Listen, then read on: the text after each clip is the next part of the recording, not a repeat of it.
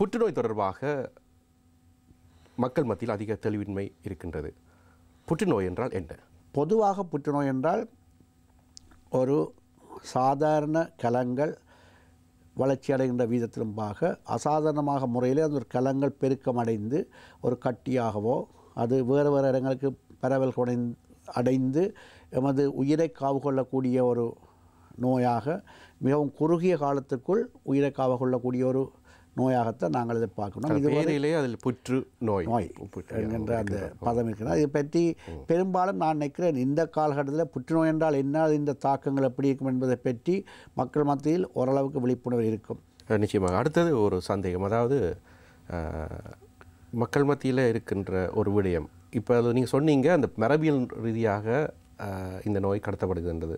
ஆனால் இது தொடர்பாக அவங்க சந்தேகங்களை தங்களுக்கு இருக்கின்றது என்பதை பற்றி இலகுவாக சென்று சிகிச்சை இல்லாட்டி ஆலோசனைக்கு பெறக்கூடிய இடங்களை பற்றி கொஞ்சம் நீங்கள் மீண்டும் ஒரு முறை தெளிவுபடுத்த வேண்டும். கட்டாயமாக இந்த விஷயம் நாங்கள் யூஸாக MOH என்கின்ற ஆஃபீஸ் இருக்கின்றது, சுகாதார பகுதி ஒவ்வொரு கிராமங்கள்லேயும் இருக்கின்றது, ஒவ்வொரு டிஸ்ட்ரிக்ட்லேயும் இருக்கின்றது.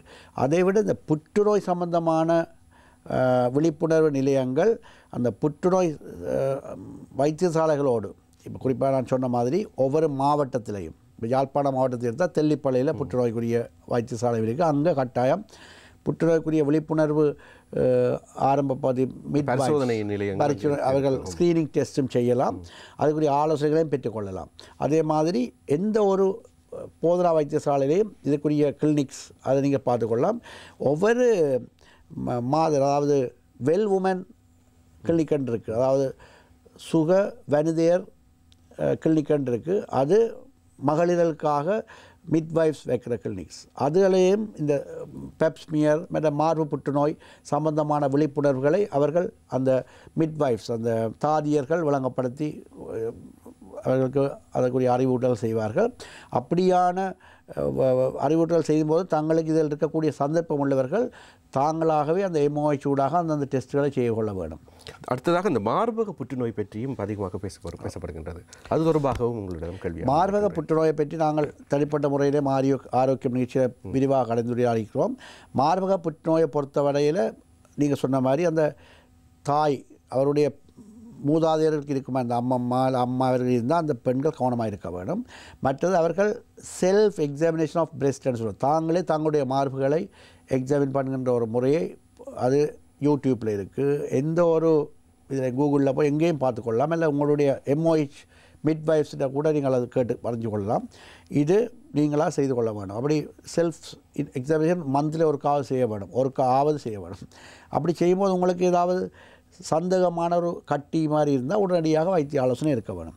இதில் 40-45 வயதுக்கு மேற்பட்டவர்கள் நாங்கள் மெமோகிராம் அல்லது அல்ட்ராசவுண்ட் ஸ்கேன் செய்ய வேண்டியிருக்கும். ஏதாவது கட்டிகள் இருந்தால் கட்டிகளில் நாங்கள் இளைய பரிசோதனை செய்வோம்.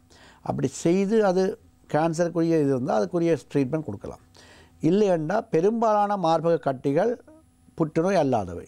ஆனபடினால பெண்களில் இருக்க வேண்டிய முக்கிய சந்தேகம் என்றால் தங்களுடைய மார்பிலே எக்ஸாமின் பண்ணி பார்க்கும்போது ஒரு கட்டியை கண்டுபிடித்தால் உடனே இது கேன்சரானோடு அவர்கள் சிலவழி அதை ஒரு பயத்திலேயே அதை விட்டிருப்பார்கள். அப்படி இருக்க வேண்டிய அவசியம் இல்லை. 90% மார்பக கட்டிகள் சாதாரண கட்டிகள். அதை டெஸ்ட் செய்து அதை பற்றி கிளியர் பண்ணலாம், அல்லது ரிமூவ் பண்ணி விடலாம். ஆனால் அப்படினால மார்பக புற்றுநோயில் வரும். மற்றது மரி பண்ணாமல் இருப்பவர்கள், மரி பண்ணி திருமணமாகியும் குழந்தைகள் இல்லாத பெண்கள், மற்றது அவர்களுடைய அந்த குழந்தை திருமணமானவர்கள் சில பேர் அந்த குழந்தை இல்லாமல் அதுக்கு கருத்தடை மாத்திரைகள் பாவித்திருந்தால் அவர்களுக்கு கூட இந்த மார்பக புற்றுநோய் வர சந்தர்ப்பம் அதிகம். அவர்கள் கட்டாயமாக தங்களுடைய ஒரு குறிப்பிட்ட காலத்துக்கு பிறகு அந்த மார்பக புற்றுநோய் இருக்கின்றதா இல்லையா என்பதை செய்வதற்குரிய முக்கியமாக மெமோகிராம், அல்ட்ராசவுண்ட் ஸ்கேன் போன்ற இமேஜிங்கும் செல்ஃப் எக்ஸாமினேஷனும் செய்து கொள்ள வேணும்.